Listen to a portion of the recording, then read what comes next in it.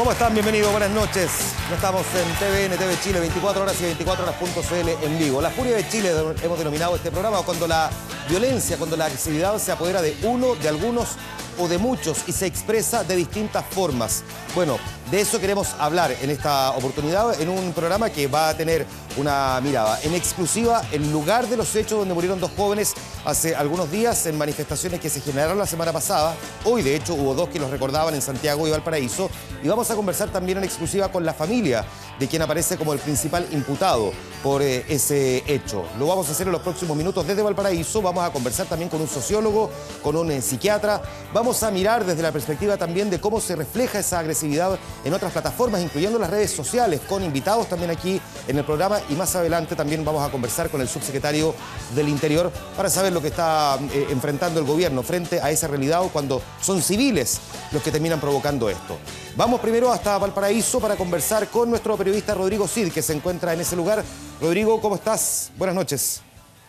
¿Cómo les va? Muy buenas noches. Bueno, el último hecho de violencia es el que ocurrió aquí en Valparaíso. Han pasado 5 días, pero el dolor se mantiene, al igual que esas velas que están ardiendo aquí al frente, donde se ha levantado una especie de memorial en recuerdo de Ezequiel y Diego, los jóvenes que murieron al término de esta marcha en un incidente provocado justo en este lugar donde nos encontramos frente a la Plaza Victoria, y todo partió por esos rayados que vemos aquí en la pared de este edificio, ubicado aquí en la calle Molina. Estamos en Molina con Avenida Brasil, aquí en Valparaíso, en el puerto, y esos rayados provocan una suerte de discusión con el dueño de este inmueble, de este edificio que se encuentra en este lugar. Aparece después su hijo, justamente Giuseppe Briganti, quien, según algunos testigos que hemos podido entrevistar en exclusiva, que son testigos directos de lo que ha pasado acá, lo vieron cuando él salió con el arma, se produce 1 o 2 disparos y a continuación cae en un sector Diego Guzmán y un poco más allá Ezequiel Borbarán, ambos estudiantes universitarios de la Universidad Santo Tomás. Vamos a conversar en algunos instantes en vivo también con el padre de Giuseppe Briganti y también con su pareja, que nos van a entregar la versión de la familia. Dicen que lo han pasado muy mal y vamos a también a mostrarles el testimonio exclusivo que hemos captado de una testigo clave. Vamos a revisar justamente esta nota que hemos preparado y estamos de inmediato con el padre de este joven entregando su testimonio en exclusiva en El Informante. Todo partió por una discusión. No tengo claro si un grupo de jóvenes intentó pegar una pancarta o le rayaron la pared. Asunto por el cual el papá se puso a increparlo, se vino casi toda la cuadra increpando a estos jóvenes. Se pusieron a discutir. Sale el hijo a medio vestir. Salió con una polera rayada oscura, con un pantalón claro, con los zapatos a medio poner, con el cinturón a medio poner también, desmándose el pantalón, y se puso a discutir con este grupo de jóvenes.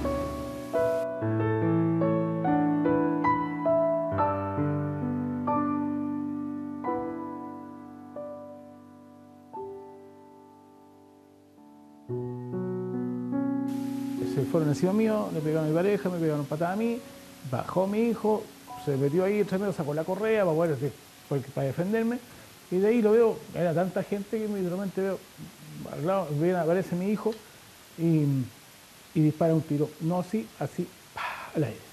Entre toda la multitud, un disparo. Este joven entra, sale de la casa y en el umbral de la puerta dispara. No fue un disparo al grupo de jóvenes que estaba discutiendo. O sea, el disparo iba para cualquiera. Al joven que le caía, le caía. Era así de simple. Fue a sangre fría. Él no pensó en nada. Él llegó y disparó. Hasta el momento los elementos que tenemos reunidos indican la participación de él en los hechos que son materia de investigación.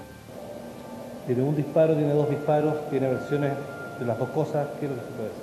Hay declaraciones que indican ambas versiones, de haber escuchado uno y otro haber escuchado 2 disparos.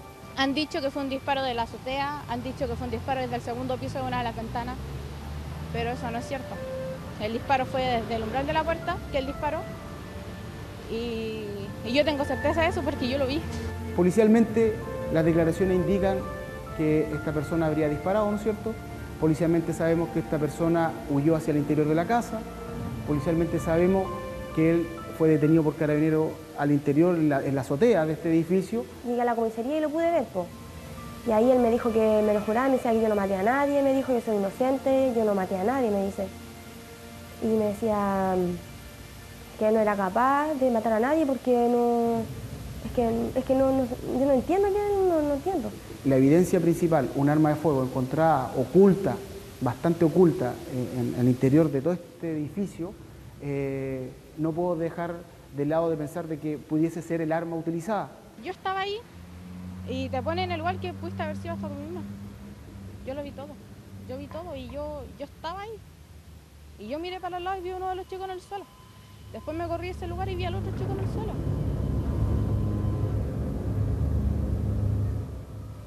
Tal como lo habíamos anunciado con José Briganti, el padre del hasta ahora único imputado en esta causa por doble homicidio, su hijo, Giuseppe Briganti.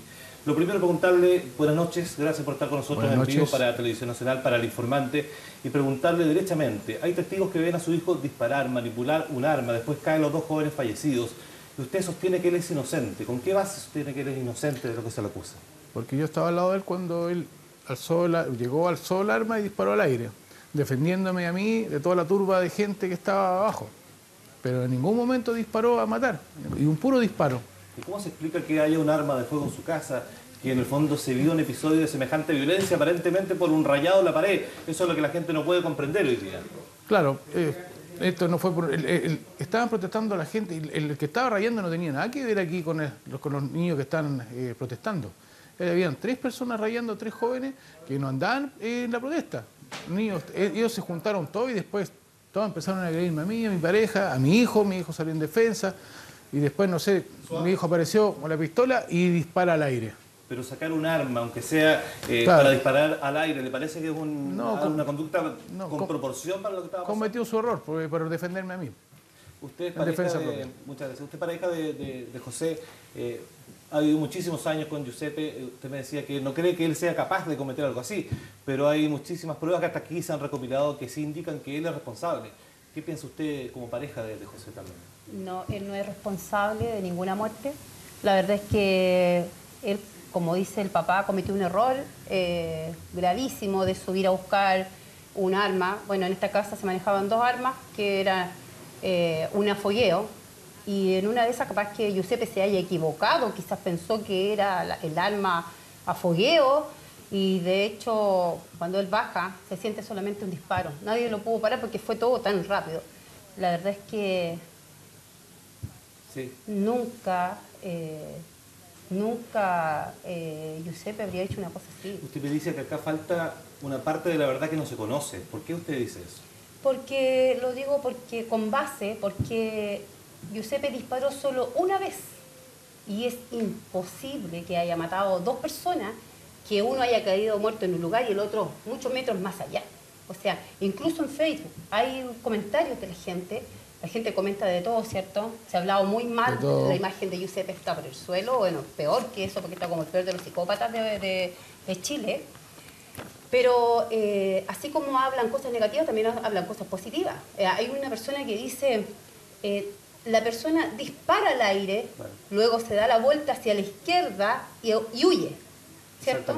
Entonces, eso es lo que nosotros también escuchamos, un disparo, no 2 ni 3. Sí, le agradezco. Y también, bueno, usted dice que confía y defiende a su hijo, y usted muestra ahí un papel antecedente, me dijo.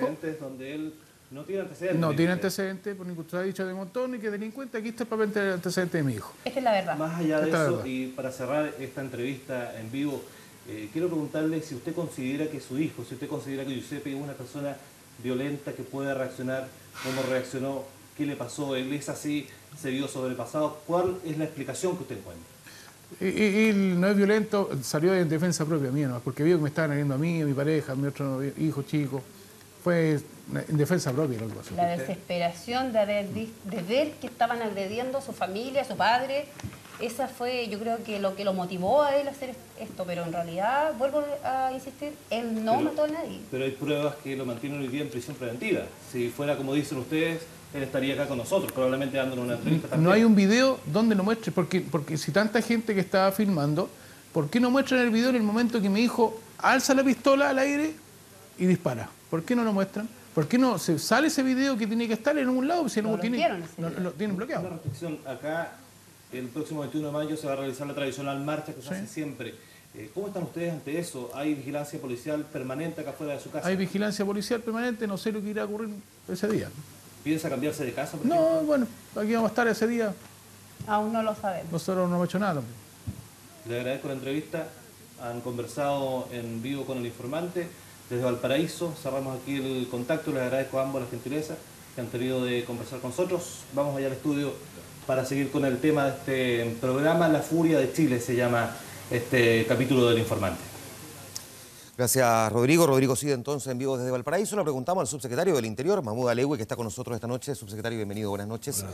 Hasta ahora, ¿cuál es la explicación que se ha formado del gobierno respecto de este episodio? ¿Cuál es de acuerdo a los antecedentes, la teoría que se maneja? Lo que nosotros estimamos que esto es un asesinato. Y es un asesinato que pudiese ser múltiple, en este caso dos personas asesinadas, dos jóvenes. Y naturalmente va a haber que establecer a partir de la investigación qué motivó estos hechos, porque nosotros no estamos en condiciones de sacar una conclusión específica respecto a por qué se produjo esto. Porque tienen ausencia de antecedentes, ¿por qué no pueden sacar, por qué no se puede avanzar hasta ahora? La investigación va a determinar con exactitud qué es lo que pasó, digamos, y eso es labor de la Fiscalía y no de nosotros. Los datos que tenemos nosotros es que este es un joven que tiene antecedentes policiales de maltrato a carabineros y de hurto, que aparentemente estaba drogado en el minuto en que hizo esto, que además se encontró cocaína en su casa y que por una situación que la gente describe y que es de eventual enojo, se le ocurrió asesinar a dos personas. Eso no puede ser. Hemos de alguna forma cruzado una barrera aquí a partir de estos episodios en Valparaíso. Este no es un enfrentamiento, como ya lo habíamos visto lamentablemente también en episodios anteriores, entre civiles y carabineros. Son civiles aparentemente, por lo menos hasta ahora, lo que indica la investigación, ciudadanos, entre jóvenes además, lo que habría gatillado. Digo, lo pongo al condicional porque habrá que ver lo que dice la justicia, pero... Y le pregunto en esta misma lógica si a usted le parece que este es un hecho delictual más o es síntoma de algo que es mucho más preocupante. No, yo creo que esto es un hecho delictual más. ¿Que solo termina ahí? No solo termina ahí porque efectivamente en Chile los datos en general de violencia, de grados de violencia han aumentado, digamos. Pero la tasa de homicidio en Chile se mantiene en 3 por cada 100.000 habitantes, digamos. Es una de las tasas más bajas de América Latina.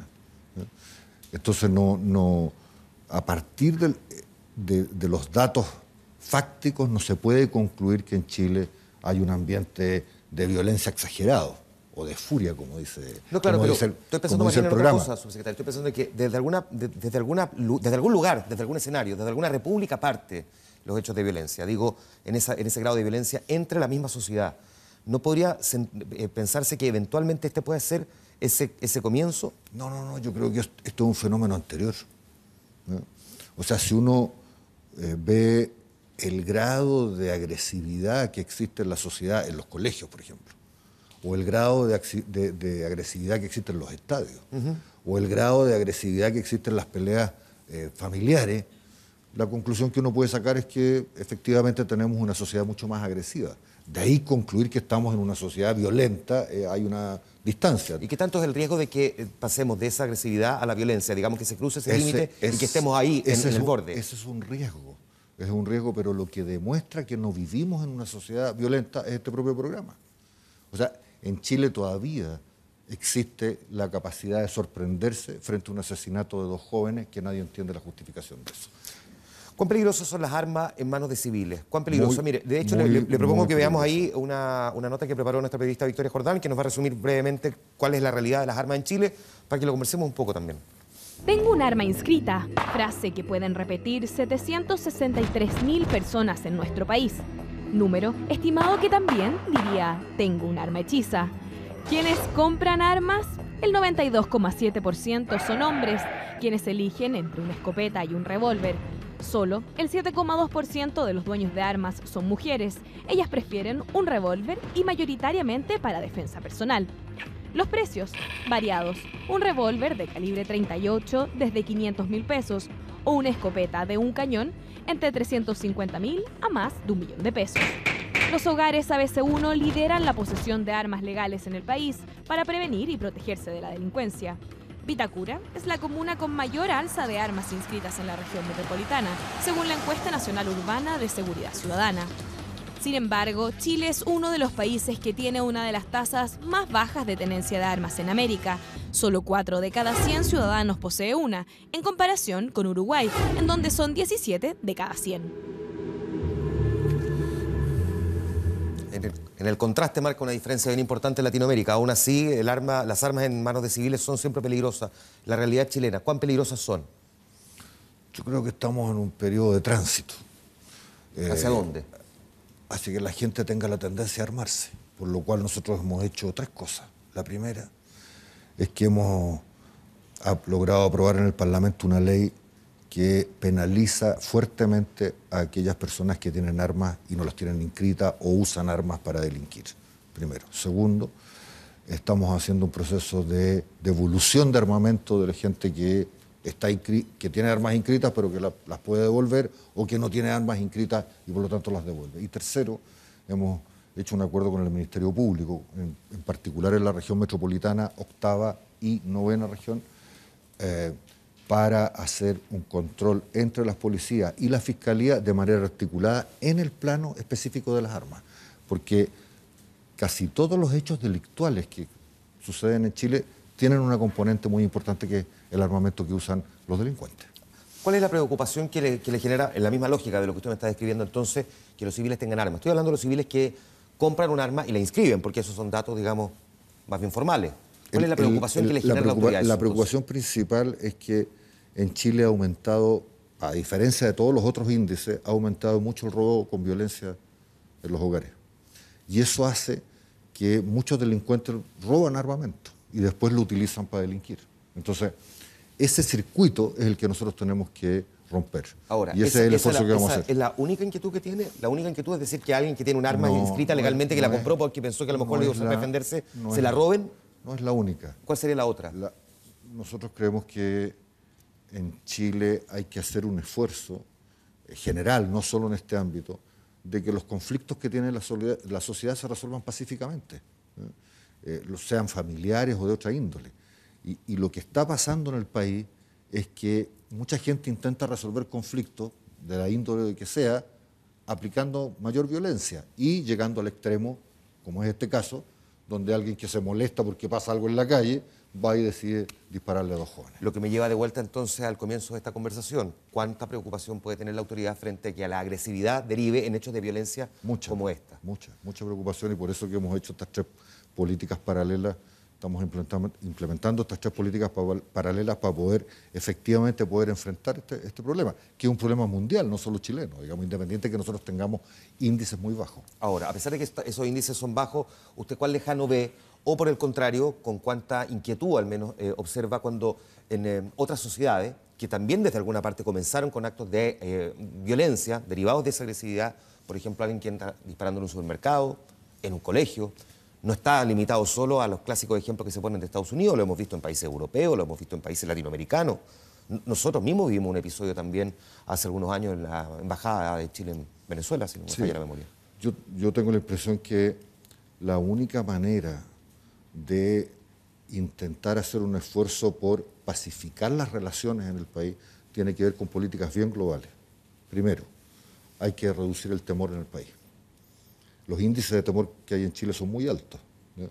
Los índices de victimización llegan al 80%. Segundo, solo en una línea, ¿eso se puede conseguir más o menos cómo? Pues eso sí que parece, ¿eso cómo se consigue? Voy a explicarlo de inmediato, porque estos no son medidas aisladas. Lo segundo es que hay que hacer un esfuerzo porque la gente confíe de nuevo en las instituciones. En Chile hay una desconfianza institucional muy fuerte y que ha ido en caída progresivamente a través de los años. Y lo tercero es que tenemos que lograr que la confianza interpersonal, ¿no es cierto?, aumente. Chile es el país que tiene la confianza interpersonal más alta de América Latina. Nadie confía en nadie, estamos llegando al 87%. Entonces, cuando uno tiene índices de temor en una sociedad, cuando uno tiene poca confianza en las instituciones y además de eso no hay confianza en las personas, se te produce un problema social que hay que enfrentarlo, pero lo tenemos que enfrentar entre todos. Las medidas de control de armamento es una de ellas, pero también tenemos problemas, por ejemplo, ¿por qué la gente tiene temor? Si hay una persona que tiene un endeudamiento en tarjeta de crédito y ese endeudamiento le significa 17 sueldos futuros, esa persona tiene temor. Hay mucho abuso en Chile. hay abuso a las empresas privadas. Hay muchas instituciones públicas que también abusan de la gente. Entonces, el temor es un problema social. Y por eso que tenemos desconfianza en las instituciones y por eso que no hay confianza interpersonal. Si no arreglamos y abordamos los 3 problemas, ¿qué es lo que sucede en la sociedad? Frustración. ¿Y qué produce la frustración? Violencia. Y ese es el circuito que hay que arreglar. Y para arreglar ese circuito no basta con medidas policiales. Hay que tomar medidas políticas y sociales, pero consistentes. ¿Ya? Tú no puedes decir voy a controlar solo las armas o voy a tener más policía. A la gente le encantaría en Chile tener más policía, pero no se puede formar más policías al año. Chile tiene una capacidad de formación de 700 policías anuales. No hay más. No hay más capacidad. Entonces, hay que hacer un esfuerzo público, privado y ciudadano por construir una atmósfera en el país que efectivamente impida la frustración. La gente no puede sentirse abusada cuando va a comprar a un local comercial, cuando va a un banco, cuando entra a un estacionamiento, cuando va a un servicio público. Entonces, el esfuerzo que nosotros estamos tratando de hacer es ver cómo en una combinación entre las necesidades sociales que existen, las necesidades políticas, de seguridad y económicas de la gente, ¿no es cierto?, podemos construir un círculo virtuoso que permita que esta sociedad empiece a confiar en sí misma. ¿Cuál es de las 3 estas recomposiciones que me describe usted la más difícil? Porque la tercera, la de las relaciones interpersonales, es decir, el que tengo al lado, esa pareciera ser muy compleja, porque esa tiene que ver directamente con cuánto yo confío en mi vecino, con cuánto confío a quien le deposito a mis hijos en el colegio, tiene que ver con montones de cosas. Claro, el Estado chileno puede hacer un esfuerzo a través de la educación, por ejemplo, para modificar esa conducta, pero esa conducta efectivamente depende de relaciones individuales. Pero el hecho de que nosotros logremos modificar el entorno en el cual vive la gente, ¿no es cierto?, darle mayores condiciones para poder surgir y vivir donde les toca vivir, en la medida en que hagamos eso podemos construir y contribuir a que esa relación que depende básicamente de las personas, que es difícil como tú bien dices, la podamos superar en el tiempo. Esto es una cosa que no la vamos a arreglar de un día para otro. No, en Chile pasan cosas que son completamente inexplicables. Por ejemplo. Por ejemplo, que cuando la selección chilena gana un partido en el Mundial, salen unos jóvenes a quemar micros, a quebrar o vidrios de las micros y a quemar palmeras. Uno dice, ¿qué explicación tiene eso? ¿No? O sea, no puede ser que la sociedad en su conjunto no aborde un problema que es evidente. ¿Tenemos más violencia en Chile? Sí. ¿Somos un país violento? No. Desde el punto de vista psiquiátrico, desde el punto de vista sociológico, lo vamos a ver ahora, ese comportamiento del ciudadano. Le quiero agradecer, subsecretario, el que haya estado aquí esta noche con nosotros. Muy amable, muchas gracias. Y vamos a continuar precisamente en esta línea. Presento ahora a quienes nos acompañan. Gracias por estar aquí. Alberto Mayol, sociólogo, León Cohen, psiquiatra y psicoanalista. Los dos, muchas gracias por estar con nosotros en esta parte del programa. Lo primero, quiero ver qué recogen de lo que dice el subsecretario en el análisis, en la dimensión global del comportamiento social. Comienzo contigo. Hay varios puntos en los cuales yo estoy de acuerdo con el subsecretario. Específicamente respecto al hecho que ocurrió, los argentinos lo llamarían un relato salvaje. Es decir, un hecho puntual, desafortunado, en el que de repente, a raíz de una presión que se está ejerciendo, justo toca que una persona que tiene un cierto desequilibrio, que yo podría hipotetizar un estilo de personalidad limítrofe, que significa personalidades muy inestables, que frente a una presión grupal masiva empiezan a tener angustias paranoides, la persona sale y ataca a lo que sea, no a los culpables específicos, sino que, como decía la niña en el video, ataca a lo que sea.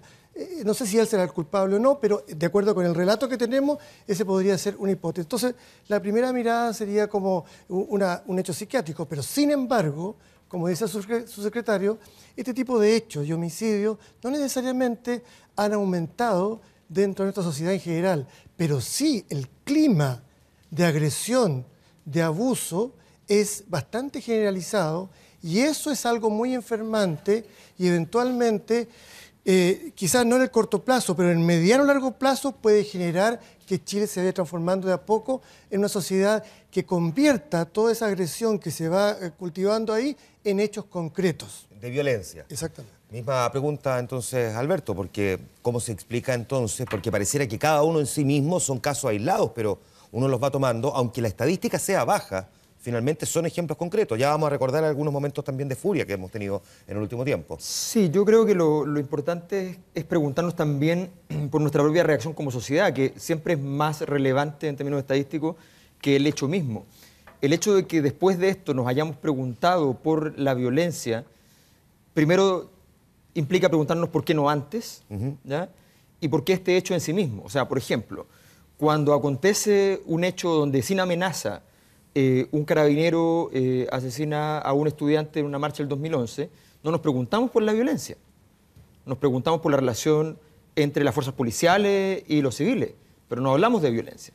Hablamos de violencia solo cuando aparece un caso así de anómalo, donde sin explicación racional, sin un mínimo de criterio de proporcionalidad, alguien reacciona de esta manera. Yo tengo la impresión de que nosotros como sociedad tenemos un problema con la violencia que no es la violencia. Tenemos un problema con la violencia que está en otro lugar. Estamos convencidos de que vivimos en un país inseguro y vivimos en un país seguro. Estamos convencidos de que este es un país donde hay que tener miedo y los que tienen más miedo son los que menos delitos reciben.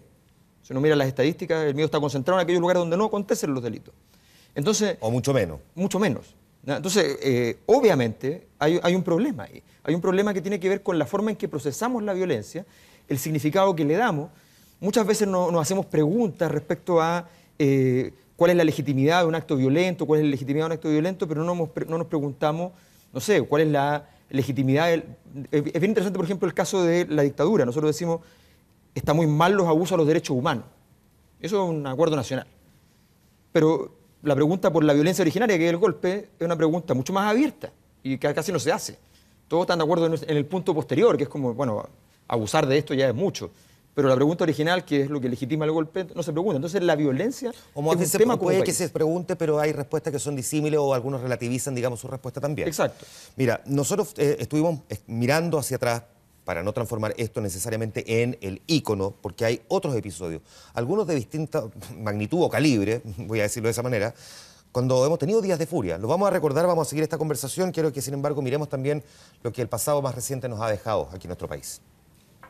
Libra con queso, 8.50. Yo quiero un cuarto de libra con queso ahora. Cuando queremos dialogar, se nos intoxica, se nos golpea y se nos moja. Entonces dije, bueno, ella quiere dialogar con nosotros y no nos está escuchando. Agua. No hablan, váyanse, weón, váyanse.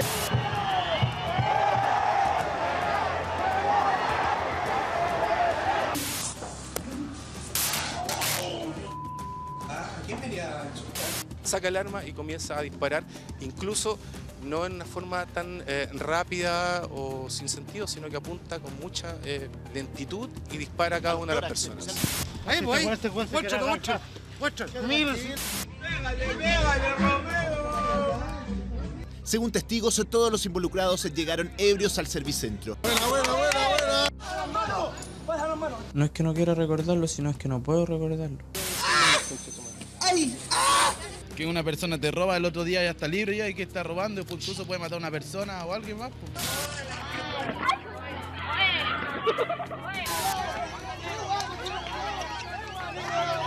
Pues. Yo me salvé de haberme matado, con miedo y yo no me siento bien. Estamos llegando a un punto peligroso. Dejo planteada esta pregunta. Tengo que ir a la pausa comercial, pero a partir de episodios que estamos viendo aquí, ya vamos a seguir conversando con usted. Y aprovecho al momento de irme a la pausa comercial de despedir al subsecretario del Interior, Mahmoud Alewi, por habernos acompañado en los primeros minutos del programa. Muchísimas gracias. Pausa comercial, volvemos de nuevo. Muchas gracias.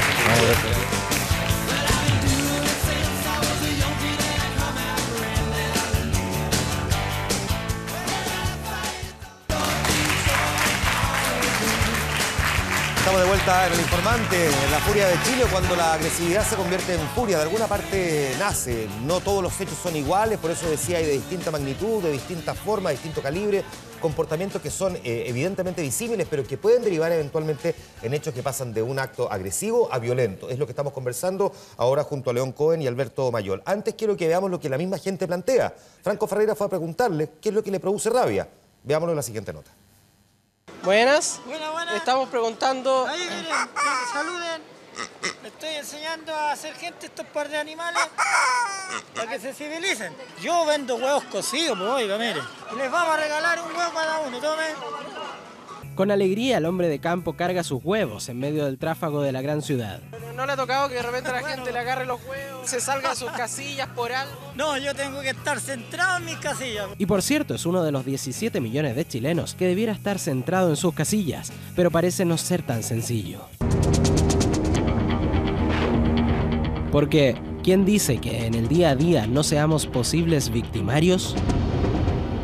Yo estoy sirviendo el café. No se demorará más de 2 o 3 minutos en servir un café. Pero igual, o sea, la gente anda acelerada. Ya, pues me tengo que ir, apúrese. Que a ti te tocan y uno ay, se pone y se enrabia. En el mismo metro, ustedes la poca cultura que tienen los estudiantes. Y aunque vean al abuelito de ellos, no le dan el asiento. Creo que ellos son mayores igual, piensan que ellos tienen la razón. O les da por estudiar en la arriba del metro. Una falta de respeto, pero que no se tolera. Piensan que uno no anda cansado y de repente uno va estudiando y quiere irse sentado. Lo de remesivo, decirle... Lo ignoran, da rabia. Me he llevado insultos, por mi pega también, fiscalizo el Transantiago. El estrés mental es brígido. Colapsáis tú también, po. Que me pongo al mismo nivel de ellos, me rebajo al nivel de ellos. Pasar por el paso cebra, que no te respeten de repente, me da mucha rabia. ¿Te pegaron? Sí, pegaron con el auto. Le di unas vueltas, le di unos garabatos. Cero respeto. Las peleas en el metro, y son por nada. Yo le dije a la cajera, yo llegué primero que ella. Es que no, porque tú tienes que respetarme a mí, porque yo estoy primero. Yo me pongo a echar garabatos. Todo uno lo maneja con la agresividad. Pues. Al final uno termina diciendo, bueno, si no entiende por las buenas, va a tener que hacer por las malas. Una vez vi a una señora caminando con su marido y el marido como que le empujó y luego de eso la tiró del pelo. Entonces yo me metí, le tuve que pegar. Cuando me enfurezco al tiro busco a alguien que pegarle. A un colega le iba a avisar que llevaba la puerta de atrás abierta. Lo miro para avisarle y me dice, ¿qué miráis, viejo culiao? La pregunta es cómo y cuándo estas anécdotas que protagonizamos cientos de chilenos puedan convertirse en un segundo en algo aún más, mucho más preocupante. Ya, perfecto eso. Gracias. Que estén bien. Tranquilo, ¿eh?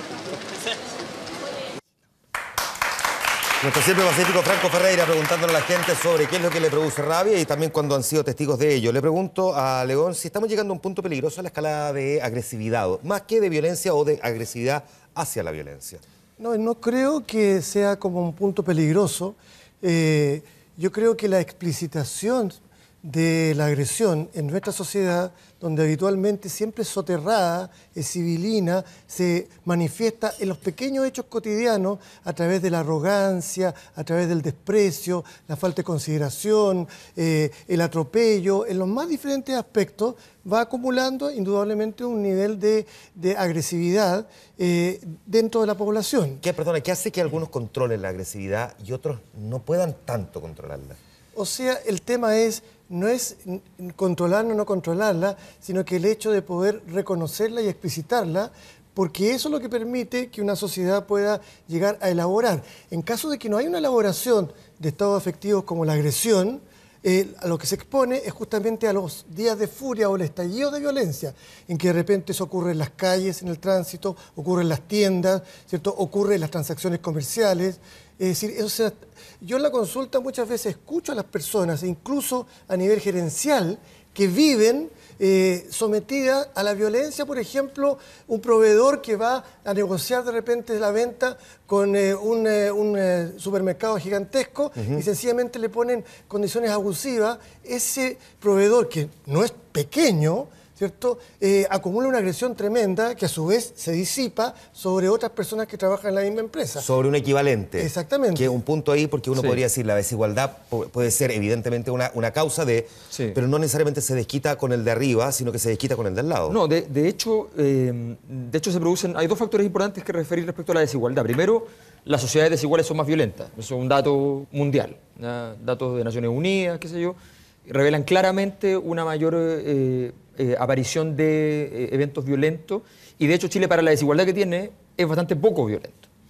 Ahora, efectivamente lo que tú planteas respecto a la agresividad hacia el costado y sobre todo hacia abajo es muy relevante porque efectivamente nosotros venimos de una cultura en la cual nos hemos ido acostumbrando a las condiciones de desigualdad y la costumbre no tiene que ver tanto con la costumbre de cómo miro hacia arriba, que no nos acostumbramos, sino de cómo miro hacia abajo, que sí nos acostumbramos, más fácil.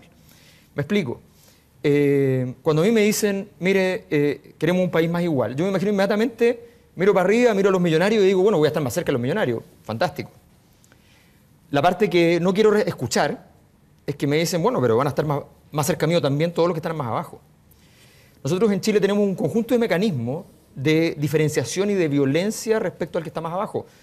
Muchos de los elementos por ejemplo, las diferenciaciones basadas en pagar 5.000 pesos un colegio más, un colegio particular subvencionado versus el municipal, no tienen ningún fundamento en los datos. Solo tienen un fundamento en la posibilidad de decir, yo me alejo de ese otro. ¿Ya? Y esa necesidad de alejarse de ese otro que está más abajo es una necesidad de sentir que yo efectivamente escalé socialmente. Y esos 5.000 pesos son muy eficientes en hacerme sentir eso, que no tiene nada que ver con algo real, ni tiene nada que ver con educación, por ejemplo. Entonces, esa necesidad de aplicar la violencia hacia abajo es una necesidad para poder resolver el dolor que me produce la violencia que viene desde arriba, desde una situación que yo siento que no voy a poder manejar dentro de esa sociedad. Solo para que se entienda bien, ¿cómo se explica? Porque uno puede entender lo que se siente con el de arriba, pero ¿por qué querer diferenciarse o distanciarse del de abajo? Porque es la operación que el de arriba logró, y por tanto yo puedo ser un poco como el de arriba gracias a la posibilidad de diferenciarme del que está abajo. Claro, pero ¿por qué le cuestiono al de abajo que quiera lo mismo que quiero yo con el de arriba? Ah, bueno, pero ese es un evento notable en las sociedades contemporáneas porque el individualismo es el que permite que yo construya la idea de que yo soy una persona única, completamente desprovista de toda conexión con el resto, que explica mucho los datos de desconfianza interpersonal en Chile. Efectivamente, la idea de que, por ejemplo, los barrios en Chile son muy semejantes. Uno mira a sus vecinos y lo más probable es que uno está viendo la misma vida de uno en 10 o 20 años más si es mayor o con menos años si la vida de nuestro hijo es menor. Somos muy homogéneos, hasta la pasta de dientes de ser igual en los mismos barrios. Bueno, y resulta que esa homogeneidad, que además es un problema urbano y un problema político importante, resulta que nosotros consideramos que mi biografía no va a tener nada que ver. Tú le puedes preguntar, eso está en los estudios, tú le preguntas a la gente cómo está, si su familia está mejor que antes, te dicen que no, si sus amigos están mejor que antes, te dicen que no, y usted, yo sí. Y voy a estar mejor todavía. Y los demás no se van a salvar, pero yo sí. Ya. Déjame preguntarte, León, ¿cuánto incide en la realidad cotidiana la cantidad de horas de traslado de las personas a sus lugares de trabajo, muchas veces en condiciones tremendamente incómodas, que el tiempo dedicado al ocio, es decir, al no hacer nada o hacer cosas que te entretengan simplemente porque sí, también son ausentes en un país como este, donde el tráfico obliga a que uno trabaje muchas horas o se pase mucho tiempo desplazándose, tiene que llegar a la casa, realizar las tareas del hijo, preocuparse de los problemas, digamos, más inmediatos, y por lo mismo eso va generando una acumulación. Esa pregunta, y a eso le quiero agregar adicionalmente, ¿cuán individualistas somos al mismo tiempo también? Claro, hay dos palabras, por lo menos, muy famosas en Chile. Una de ellas es estoy cansado, y la otra es estoy muerto. Y que viene otra a continuación que es no me molesten, por favor, llévate a los niños, o alguien que encienda la tele, por favor. Pero, no, ¿por qué me llevan la contra? Y ahí viene la irritación, ¿cierto? Estoy haciendo un poco una especie de escenificación de algo que yo creo que todos acá han vivido en algún momento, ya sea individualmente o con los padres, a los diferentes niveles, digamos, porque tanto la gente, digamos, que trabaja como obrero, como la gente que trabaja, digamos, como profesional o como gerente, incluso a nivel más alto también. Esas palabras, estoy cansado, estoy muerto, a eso se agrega no solamente lo que se vive en las empresas, en los trabajos, en la administración pública, sino que además la vida realmente ya insoportable que se vive en las calles para poder llegar a los lugares de trabajo.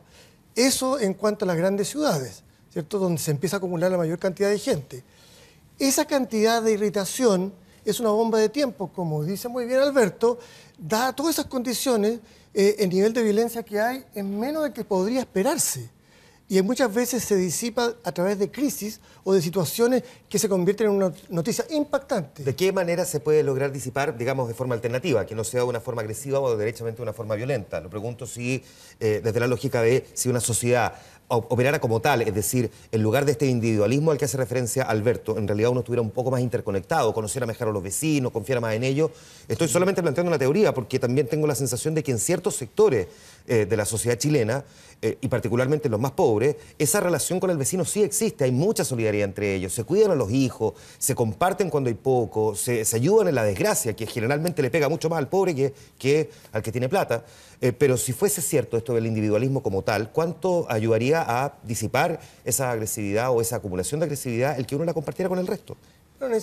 Bueno, en ese sentido, justamente a niveles populares hay mucha solidaridad entre vecinos, entre gente, digamos, cercana, pero a niveles más altos aumenta el nivel de individualismo. Las relaciones se centran mucho en la familia o conexiones con la familia de origen o con alumnos, ex compañeros de colegio, y no más que eso. De manera que hay mucho más individualismo y son barrios en que se vive muy encerrado, muy a la defensiva, y a diferencia, digamos, de los barrios más populares. Déjame hablar un poquitito del individualismo, cómo se explica el individualismo cuando la tecnología pareciera habernos llevado hacia el otro extremo, que uno pensaba que estaba mucho más interconectado con toda la sociedad. Claro, lo que pasa es que... a través de las redes sociales, digo. Lo que pasa es que lo que ha concurrido es un fenómeno de despolitización. Nosotros hemos vivido una sociedad en la cual la lógica de la acción colectiva ha quedado dominada por la legitimidad presunta del acto individual que permite superación. O sea, es mucho más valorado en una sociedad como la nuestra el hecho de que una persona haya logrado en una situación más o menos difícil salir adelante que una acción colectiva concurrente para poder mejorar las condiciones sociales de todos. Esa lógica individual de salida, donde está muy premiado eso como gran logro. Por ejemplo, nosotros jugamos al revés, decimos, mire, este muchacho que viene de un colegio que tiene pésimo puntaje, con puros compañeros vulnerables, logró sacar puntaje nacional. Por tanto, se puede. Cuando la conclusión correcta es decir, maldita sea, tenemos una excepción donde debería haber una norma. Claro. Entonces nosotros le ponemos la presión al resto de que tiene una bajísima probabilidad de tener éxito, donde ese muchacho probablemente además tuvo un conjunto de condiciones que permitieron por lo menos frenar algunos de los problemas que el resto de los compañeros le concurrían, ¿no? Y por tanto no nos preocupamos de entender y le aplicamos entonces el acto de decir, oye, momento, él lo logró y tú no lo hiciste. Ahí hay un acto de violencia enorme. Otro factor muy importante es la pérdida de la importancia del prestigio. El prestigio me refiero no al prestigio de las personas muy importantes, sino que al prestigio en la vida cotidiana. Cuando yo tengo un barrio bien consolidado, el verdulero tiene un poder sobre mí, ¿ya? De hecho, pasa muchas veces cuando hay barrios sólidos que si uno compró en otro lugar que no es donde el verdulero, uno lo esconde cuando pasa donde él y lo saluda, pero lo esconde, no le va a decir que fue infiel, digamos. Claro. ¿No? Entonces, el barrio tiene su potencia y uno sabe que necesita el verdulero porque mañana te puedes fiar, porque lo puedes necesitar, necesitas al carnicero, necesitas al panadero.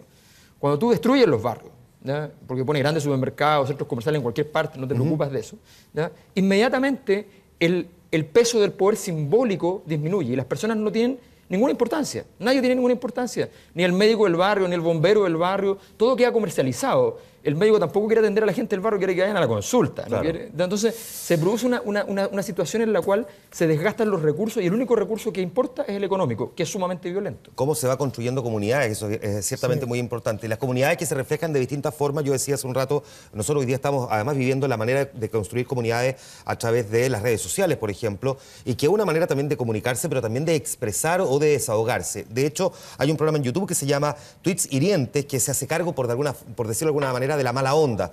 Quiero que lo miremos como anticipo de lo que vamos a conversar más adelante en el siguiente bloque, y desde ya les quiero agradecer a los dos el que hayan estado conversando con nosotros esta noche aquí en El Informante. Un aplauso para ambos invitados. Los tweets hirientes y este anticipo de lo que vamos a conversar a la vuelta, también para entender cómo a través de esas comunidades, de las comunidades en el ciberespacio, nos estamos relacionando. Cata Vallejos, ojalá tengas un mal día por Gracias.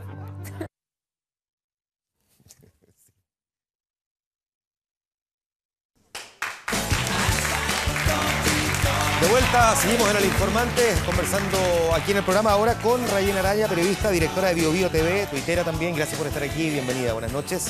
Está con nosotros Roberto Apud, director de TV Audiovisual, youtuber, creador de tweets hirientes, del hashtag Tweet Hiriente. Muchas gracias por estar aquí, bienvenido. Gracias. Pedro Torrealba, administrador del sitio web Por la Puta, gracias por estar aquí, bienvenido. Ay, ¿por qué se ríen? Porque dije puta. No le pongan, no me han escuchado hablar con dos piscolas. Ya. Quiero partir contigo. El sitio tiene un origen. ¿Cuál es su lógica? ¿Cuál es la lógica de Por la Puta? Es una comunidad que busca como expresar como lo que está pasando como día a día. siempre como que yo lo imaginaba como que es un diario mural, como de todos los chilenos, y donde se van pegando distintas como temáticas. Entonces como que Por la Puta lo que tiene es como un reflejo de lo que está pasando a través del filtro del humor, porque se caracteriza por ser un sitio como de entretención, de ocio, y creo que Por la Puta ya va a cumplir 10 años ya como en internet. Entonces como que yo creo que es como un medio en internet que la gente ya se apropió de ella y como que es una herramienta para dialogar y para discutir y para expresar como ideas. Tú dices que de alguna forma es un reflejo. ¿Tú sientes, sin embargo, Rayén, que hoy día las redes sociales particularmente son un reflejo de la sociedad o más bien pueden ser una exacerbación de un cierto pensamiento de algunas personas en la sociedad? Yo creo que las redes sociales no son una encuesta, no son una medición exacta de lo que está pasando en términos sociales y, si bien es cierto, es una excelente referencia y nos puede situar en cuál es el clima que se está viviendo, a veces en términos políticos, en términos sociales en general, no es la ley, no es algo que sea 100% reflejo. Hay cosas, acaba de pasar la TVN. Matriarca se convirtió en un trending topic. Ser trending topic no significa necesariamente tener un súper éxito de audiencia. Hay algunos casos en los que sí ocurre, pero no necesariamente lo que pasa en redes sociales es 100% reflejo de lo que está pasando en la calle. Sirve para, de alguna manera, tener una referencia, pero no es tajantemente igual. Perfecto. Y te pregunto a ti, Roberto, pero aprovechamos también de mirar, porque yo recordaba antes de la pausa comercial, este programa en YouTube sobre los famosos tuitirientes, que sería bueno para quienes no lo alcanzaron a verlo, que lo recordáramos un poquitito y después conversamos sobre esto. Veamos. Me cae mal la Fran Murraga, y no porque tenga las medias tetas y un vestido que parece peto. Es su actitud de yo soy tela la que me molesta. ¿Es idea mía o el Pato Sotomayor es medio hueón? La Katy Contreras tiene estupenda, pero parece que todo lo que tiene de regia le falta de cerebro. El Coque, Evia y Edmundo harían buena dupla. ¿Cuál de los dos tiene más voz de pito? Tiene cara de chana Camila Andrade. Pucha, yo pensé que tenía cara de cuica, ¿no? Vestalag tiene cara de queso y se viste horrible. Realmente nunca pensé ver a Gonzalo Cáceres en traje de baño. Tóxico es poco. Bueno, ¿qué quieres que te diga? Es que tú no me viste sin traje de baño, soy una maravilla. Y a los 62 años, maravilloso. Cristian Pino, guatón, mamón y fome. Acusete de mierda. Anda a acostarte mejor, huevón. Saluda a mi amigo Cristian Pino. ¿Cómo se te ocurre hacer algo así? Esto se hizo en Estados Unidos en el show de Jimmy Kimmel y tuvo tanto éxito que yo dije, bueno, en Chile no se ha hecho, hay que hacerlo. Y así partió. Y así partimos de a poco y ahora ya hemos grabado como a más de 47 personas. ¿Cuántos te han dicho que no?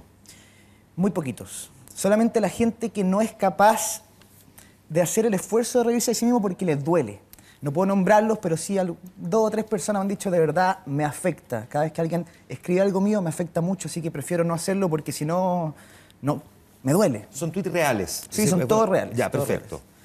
Que cuando tú los lees, cuando tú los revisas, cuando en el fondo estás haciendo, dices, ya, esto le voy a pasar a esta persona para que lo lea. En el fondo tú te das cuenta de que también ahí se refleja de alguna forma, no sé si agresividad, pero es descarga al menos. Esto es lo que yo pienso de esta persona y voy y se lo digo. Perdona, ¿y lo leen por primera vez en ese minuto o saben antes cuál es el mensaje que van a...? Algunos se van a la segura y otros sí lo leen de una.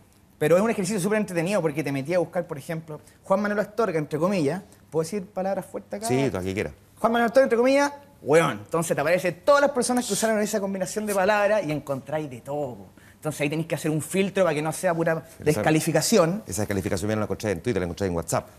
Así que, ahora, en la lógica de eso, en la lógica de quien escribe refiriéndose a un tercero, a ti cuando tú te diste cuenta de eso, ¿qué es lo que te pasó? ¿Que consideraste que era una sobrereacción de un grupo de personas que utilizan las redes sociales o es más bien el reflejo de lo que la gente piensa? Yo creo que es la libertad de poder decirle a una persona que hace mucho tiempo, antes no se podía hacer eso, yo no podía a las personas de televisión, a las personas públicas hacer llegar mi opinión, que le iba a mandar una carta, claro, le iba a mandar una carta a la casa, ¿qué hacía? Ahora simplemente le doy a escribir un Twitter, entonces yo buscaba a los que a mí me parecían que eran chistosos, no tan descalificativos, porque descalificar por descalificar No tiene sentido. ¿Sientes tú, Pedro, que lo que pasa en el ciberespacio, lo que pasa en el mundo online, es reflejo de esta sensación que tiene la sociedad de la que estábamos conversando antes con Mayoli y con Cohen?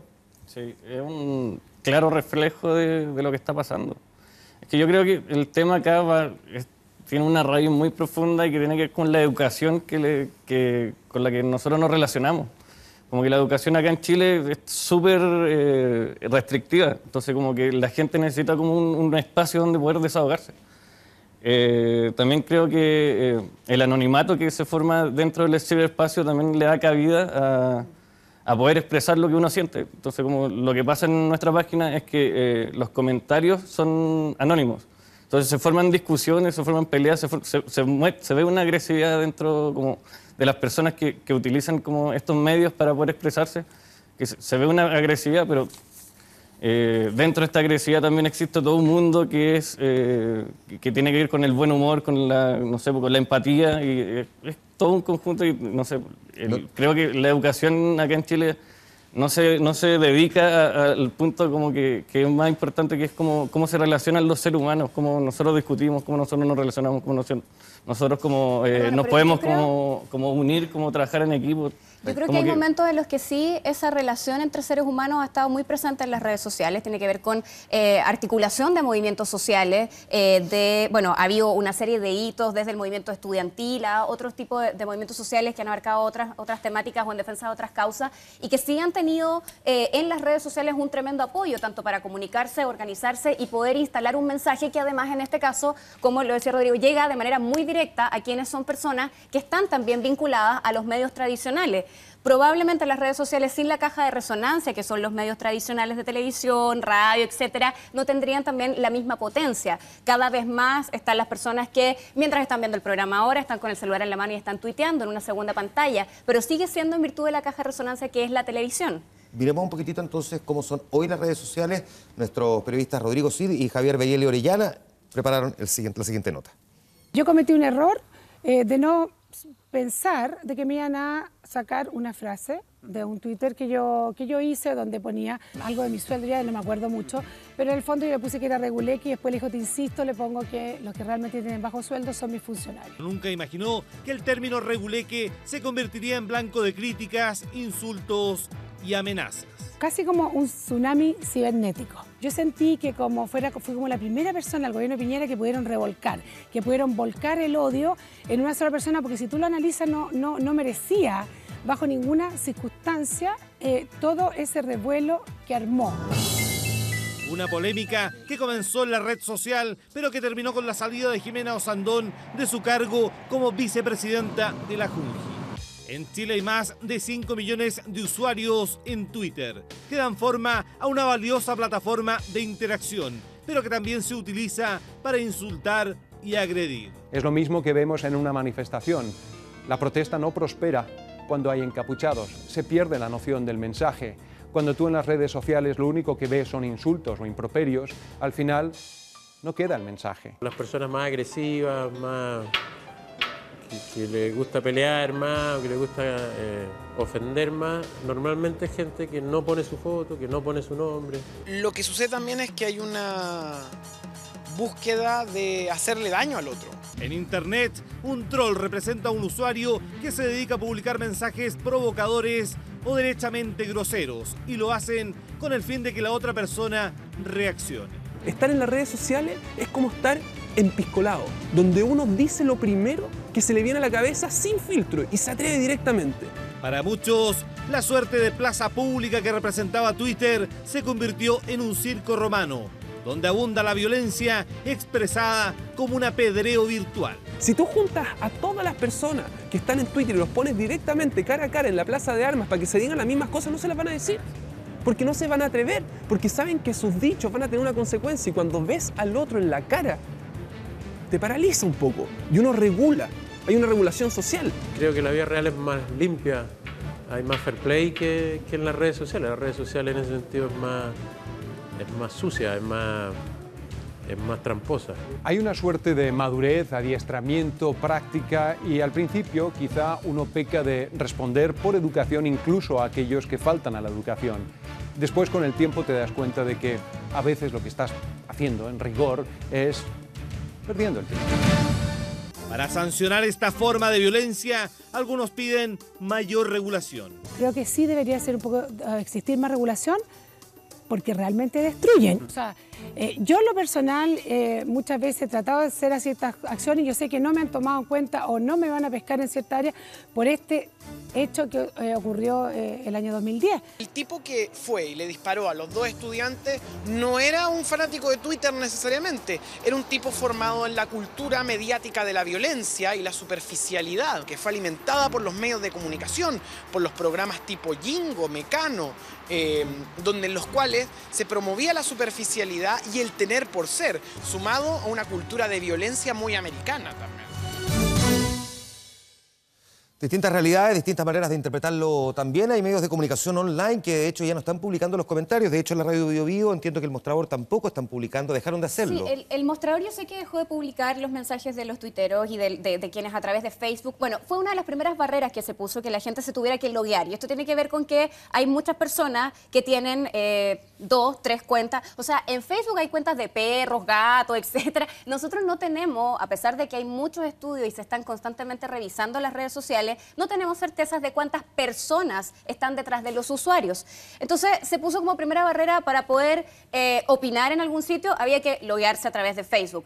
Pero, sin embargo, la idea de generar un espacio de debate y discusión se ha ido desvirtuando. El Mostrador los bajó, nosotros en Bio Bio estudiamos un poco qué es lo que va a pasar.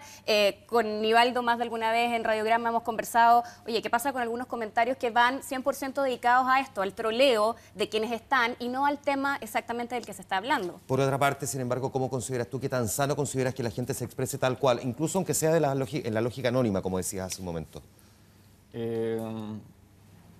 Es un tema como que yo lo he visto como cómo ha ido evolucionando y tiene que ver como con la falta no es una falta de respeto, es como la falta de credibilidad que tienen con ciertas instituciones, como la gente que está como utilizando estos medios de comunicación, estas redes sociales, el Twitter, Facebook, y para comentar, para expresarse, están como utilizando como un nuevo lenguaje que quizás la gente no lo está entendiendo. Y es como una forma de protesta, una forma de decir que no le estamos creyendo lo que nos están diciendo, que no nos interesa lo que nos están diciendo, no nos interesa lo que está pasando. Realmente lo que nos interesa a nosotros es que nos digan como cosas verdaderas, cosas que realmente como que nos importan. Entonces por eso empiezan a aparecer como, no sé, respuestas con memes, como respuestas con fotos, que ya es un chiste, con ironía, pero es porque están en una forma de protesta, es como hay que ponerle atención, más que suprimir, yo creo que hay que poner como atención a lo que está pasando con toda la gente que encontró este espacio para opinar. ¿Es una válvula de escape por otra parte o crees tú que también puede pasar o ocurre generalmente que la gente como no sabe necesariamente encontrar la lógica de expresarse en esa nueva plataforma termina interpretándose siempre como una agresión o casi siempre como que en el fondo alguien viene y me dice esto de forma agresiva? Yo creo que hay gente que no entiende el contenido que se publica nomás. O simplemente no le interesa. Porque, por ejemplo, en mi caso yo hago un video de internet, ¿cierto? En mi canal de YouTube, lo subo y hay mucha gente que sí comenta, oye, qué bueno el video, oye, voy a hacer esto. Pero hay gente que no está ni ahí y solamente está para criticar. Y ahí es donde está la violencia, donde falta una responsabilidad, una moralidad de gente de meterse en un lugar donde se mete solamente para hacer daño. Ya, pero ¿reflejo de esta sociedad de la que hablamos antes o también una exacerbación en las redes de esa realidad? Gente extremista. Gente extremista. Yo creo que es importante distinguir algo también. ¿Quiénes son las personas que están en redes sociales? Facebook es una plataforma mucho más masiva, pero Twitter es una plataforma donde de partida hay una segregación en el fondo o hay tal vez un espacio más selecto, si se quiere llamar así, de quiénes son las personas que están ahí. Es gente habitualmente más ligada a temas políticos, que le interesan cosas sociales y políticas. Hay mucho de eso a través de Twitter, no tanto pasa en Facebook. Es gente tal vez más instruida, podríamos decir, que son la mayor cantidad de gente que hoy día utiliza la plataforma Twitter. Por lo tanto, también ahí hay un contenido diferente. Pero, ojo, se dijo cuando apareció la radio que la radio iba a revolucionarlo todo. Cuando apareció la televisión también. Cuando apareció Internet también. Y cuando aparecieron las redes sociales, también dijimos, bueno, ¿qué va a pasar con esto? Y siempre lo que estamos viendo hoy... El siguiente sepultaba al anterior. Exacto. Y lo que estamos viendo hoy día es que si bien es cierto, las redes sociales son un tremendo hallazgo y aportan en muchas cosas, las redes sociales no son un medio en sí misma.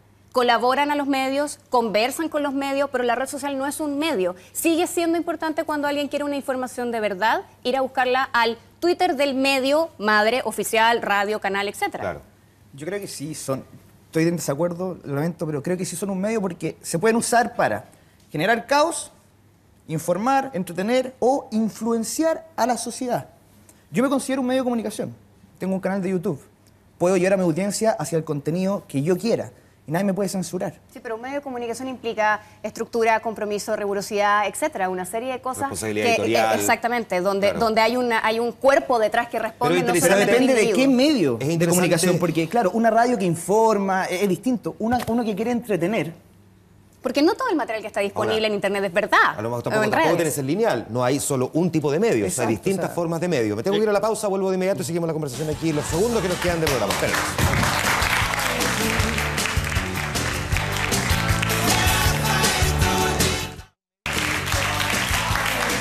De vuelta conversando sobre cómo se refleja también en el mundo online la situación de la sociedad y esa eventual agresividad que también muchas veces queda puesta en las herramientas de comunicación o derechamente en las redes. Pero derivamos además en un aspecto frente a eso mismo y la responsabilidad que le cabe a esas mismas redes sociales o plataformas. Si son o no son en sí mismos medios de comunicación. Tú dices que sí son un medio de comunicación. Rayén plantea que no son medios de comunicación. ¿Por qué no son? ¿Por qué sí son? Yo creo que tienen las mismas facultades, el mismo nivel de impacto, el mismo nivel de identificación. No veo por qué, no veo qué necesita una persona que genera contenido para generar identificación para poder transformarse en un medio de comunicación. Yo creo que todos los medios son medios, porque, o sea, Internet es el medio, la red social es el medio. Así que sí, tienen que ser un medio de comunicación. Yo comparto la valoración absoluta de lo que significa el desarrollo de contenido a través de Internet. O sea, es lo que estamos en BioBio TV, es un área donde se está trabajando en el diseño constante de programación para un tipo también de lenguaje distinto para una audiencia diferente, que escoge a qué hora ve las cosas, que no necesariamente ve las cosas en el orden en que la televisión, por ejemplo, tradicionalmente las ofrece. Hay un mundo en el fondo de diferencia en ese lugar y donde además se apunta a una serie de nichos. Ahora, llevar eso a que solamente lo informe una persona o lo diga una persona, yo creo que hay algunos casos en los que eso funciona. Cuando hay personajes públicos, yo misma a veces lo hago a través de mi cuenta de Twitter, uno hace como una especie de curatoría de Internet y selecciona material, tú también lo haces a veces, seleccionas lo que estás leyendo y qué sé yo, y eso uno lo publica. El valor de la opinión de quien te lo está contando hace tal vez que se le otorgue un valor agregado a lo que simplemente un medio había publicado. Pero creo yo que, de todas maneras, cuando la gente busca información real, la va a buscar en las cuentas de Twitter de los medios tradicionales. Para ti, por ejemplo, por la puta, ¿es un medio o no es un medio? ¿Y cuánto de responsabilidad por lo mismo asumirías si es que la consideras un medio, sientes cuando alguien decide atacar a un tercero? Nosotros nos dimos cuenta de que por la puta era un medio cuando comenzó como la marcha de los pingüinos. Como que los estudiantes se apoderaron de por la puta y empezaron como a comunicarse a través de la página, subiendo como dónde iba a ser no sé, toda la información de las marchas y nos empezaron a subir como fotos de los estudiantes con el dinosaurio dibujado en los carteles, como expresando que encontraron como un nicho, como un lugar donde poder expresarse y como poder que todos los canales los tenían como bloqueados porque nadie podía opinar o decir lo que realmente sentían. Entonces, como que desde ese punto yo lo encuentro que es un medio de comunicación porque la gente puede lograr expresarse y exponer ideas muy complejas que en la tele es imposible que los den, como temas muy complejos. O que se hace más difícil por la mecánica, no necesariamente imposible, pero eventualmente por la mecánica. Se hablan temas muy, muy interesantes, como por ejemplo como de, no sé, de todo lo que está pasando como ahora en la política, como siempre está pasando como por la puta que siempre hay alguien que está como entregando información súper ordenada, como súper... ¿Cuánto de esa información, sin embargo, es certera? Chequeada. Es que hacen los links hacia no sé, un a su medio tradicional. Sí, a los medios que ellos que es parte de lo que plantea Rayén. Mira, yo creo que a propósito, perdona lo que decía Pedro, de tal vez algunos hitos, él decía lo de la marcha de los pingüinos, cuando partió todo este movimiento en el 2011, no sé si es para todos uno de los momentos más importantes, pero que yo recuerdo como algo importante que ocurrió a través de redes sociales, lo comentábamos muchas veces con el equipo, cuando Chilevisión hace un tiempo atrás, a propósito de los 40 años del golpe, saca esta serie de imágenes prohibidas. Se dio una situación muy particular en redes sociales y que refleja 100% esto del usuario de la segunda pantalla. Pero además, Internet en ese minuto, fuera de ser Twitter, la plataforma en la que se estaba comentando algo que estaba ocurriendo en televisión abierta, lo que se estaba dando en paralelo era una especie de confesionario nacional donde muchas personas que se sentían identificadas o que habían vivido lo mismo que ese programa estaba contando, empezaron a dejar su testimonio, su confesión de lo que habían vivido, y fue un momento extraordinario de un contenido riquísimo y además muy emocional, que tenía que ver con lo que cada una de esas personas quería contar y que probablemente en ninguna otra parte lo había dicho. Y eso se dio en Twitter. Por eso es interesante la manera en que, reflejado en las redes sociales, la gente plantea sus emociones, lo que piensa, lo que siente, y muchas veces también lo que dio origen a este programa, que es o la agresividad, o la rabia acumulada, o el enojo, el enfado, o derechamente la violencia, que ustedes mismos lo han experimentado, lo han visto de alguna forma, o les ha tocado enfrentarlo. Les quiero agradecer a los tres el que hayan estado conversando en esta parte del programa con nosotros esta noche. Les quiero agradecer al público también, una vez más, por haber estado presente aquí en el programa. A ustedes les quiero agradecer el que nos hayan acompañado en este interesante debate, y desde ya les quiero decir, este conductor no es muy asiduo a las teleseries, pero ha visto los 2 capítulos de Matriarca y ya está pegadísimo, está buenísima. Viene la repetición para quienes no lo han visto, de verdad, está genial porque tiene escenas además muy graciosas. Nos vemos a rato en medianoche, que estén bien. Gracias.